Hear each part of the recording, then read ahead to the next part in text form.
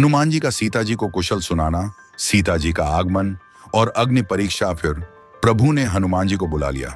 भगवान ने कहा, तुम लंका जाओ, जानकी को सब समाचार सुनाओ और उसका कुशल समाचार लेकर तुम चले आओ। तब हनुमान जी नगर में आए। यह सुनकर राक्षस राक्षसी उनके सत्कार के लिए दौड़े। उन्होंने बहुत प्रकार से हनुमान जी की पूजा की और फिर श्री जानकी जी को दिखला दिया। हनुमान जी ने सीता जी को दूर से ही प्रणाम किया। जानकी जी ने पहचान लिया कि यह वही श्री रघुनाथ जी का दूत है और पूछा, हे तात, कहो, कृपा के धाम मेरे प्रभु छोटे भाई और वानरों की सेना सहित कुशल से तो हैं? हनुमान जी ने कहा, हे माता, कौशलपति श्री राम जी सब प्रकार से सकुशल हैं। उन्होंने संग्राम में 10 सिर वाले रावण को जीत लिया है और विभीषण ने अचल राज्य प्राप्त किया है। हनुमान जी के वचन सुनकर सीता जी के हृदय में हर्ष छा गया। श्री जानकी जी के हृदय में अत्यंत हर्ष हुआ। उनका शरीर पुलकित हो गया और नेत्रों में आनंद आश्रुओं का जल छा गया। वे बार बार कहती हैं, हे हनुमान, मैं तुझे क्या दूं? इस वाणी समाचार के समान तीनों लोकों में और कुछ भी नहीं है।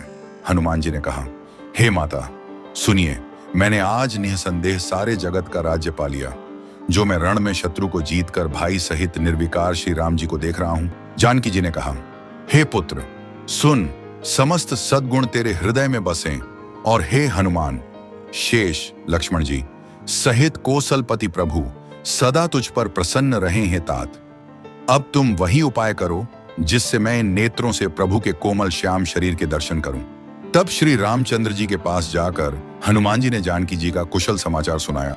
सूर्य कुलभूषण श्री राम जी ने संदेश सुनकर युवराज अंगद और विभीषण को बुला लिया और कहा, पवन पुत्र हनुमान के साथ जाओ और जानकी को आदर के साथ ले आओ। वे सब तुरंत ही वहां गए जहां सीता जी थीं। सबकी सब राक्षसियां नम्रता पूर्वक उनकी सेवा कर रही थीं। विभीषण जी ने शीघ्र ही उन लोगों को समझा दिया। उन्होंने बहुत प्रकार से सीता जी को स्नान कराया, बहुत प्रकार के गहने पहनाए और फिर वे एक सुंदर पालकी सजाकर ले आए। सीता जी प्रसन्न होकर सुख के धाम प्रियतम श्री राम जी का स्मरण करके उस पर हर्ष के साथ छड़ी, चारों ओर हाथों में छड़ी लिए रक्षक चले। सबके मनों में परम उल्लास उमंग है। रीछ वानर सब दर्शन करने के लिए आए। तब रक्षक क्रोध करके उनको रोकने दौड़े। श्री रघुवीर ने कहा, हे मित्र, मेरा कहना मानो और सीता को पैदल ले आओ, जिससे वानर उसको माता की तरह देखें। गोसाई श्री राम जी ने हंसकर प्रभु के वचन सुनकर रीछ वानर हर्षित हो गए। आकाश से देवताओं ने बहुत से फूल बरसाए। सीता जी के असली स्वरूप को पहले अग्नि में रखा था, अब भीतर के साक्षी भगवान उनको प्रकट करना चाहते हैं। इसी कारण करुणा के भंडार श्री राम जी ने लीला से कुछ कड़े वचन कहे, जिन्हें सुनकर सब राक्षसियां विषाद करने लगी। प्रभु के वचनों को सिर चढ़ाकर मन, वचन और कर्म से पवित्र श्री सीता जी बोली, हे लक्ष्मण, तुम मेरे धर्म के नेगी, धर्माचरण में सहायक बनो और तुरंत आग तैयार करो। श्री सीता जी की विरह, विवेक, धर्म और नीति से सनी हुई वाणी सुनकर लक्ष्मण जी के नेत्रों में विषाद के आंसुओं का जल भर आया। वे हाथ जोड़े खड़े रहे। वे भी प्रभु से कुछ कह नहीं सकते। फिर श्री राम जी का रुख देखकर लक्ष्मण जी दौड़े और आग तैयार करके बहुत सी लकड़ी ले आए।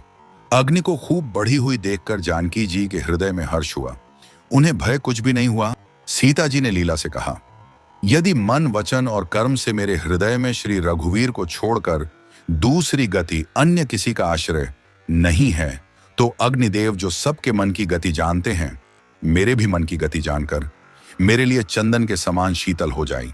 प्रभु श्री राम जी का स्मरण करके और जिनके चरण महादेव जी के द्वारा वंदित हैं तथा जिनमें सीता जी की अत्यंत विशुद्ध प्रीति है, उन कौशलपति की जय बोलकर जानकी जी ने चंदन के समान शीतल हुई अग्नि में प्रवेश किया। प्रतिबिंब सीता जी की छाया मूर्ति और उनका लौकिक कलंक प्रचंड अग्नि में जल गए। प्रभु के इन चरित्रों को किसी ने नहीं जाना। देवता, सिद्ध और मुनि सब आकाश में खड़े देखते। तब अग्नि ने शरीर धारण करके वेदों में और जगत में प्रसिद्ध वास्तविक श्री सीता जी का हाथ पकड़ उन्हें श्री राम जी को वैसे ही समर्पित किया जैसे क्षीर सागर ने विष्णु भगवान को लक्ष्मी समर्पित की थी। वे सीता जी श्री रामचंद्र जी के वाम भाग में विराजित हुईं। उनकी उत्तम शोभा अत्यंत ही सुंदर है, मानो नए खिले हुए नीले कमल के पास सोने के कमल की कली सुशोभित हो।